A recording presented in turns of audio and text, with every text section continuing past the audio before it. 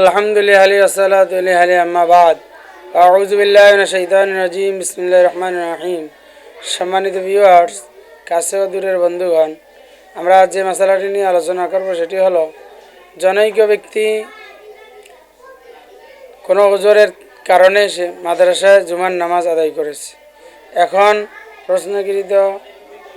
এখন তার জানার বিষয় হলো যে কোনো ওজরের কারণে মাদ্রাসায় জুমার নামাজ পড়া যাবে কিনা।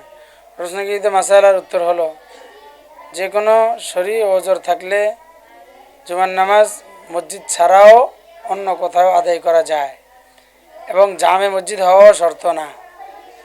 জামে মসজিদ হওয়া ছাড়াও অন্য কোনো মসজিদে জুমার নামাজ পড়া যাবে এবং মসজিদ ছাড়া অন্য যে কোনো স্থানে জুমা সহি হওয়ার জন্য যে শর্তগুলো আছে সেগুলো সহকারে জুমার নামাজ আদায় করলে জুমা সহি হবে, কোনো সমস্যা নেই।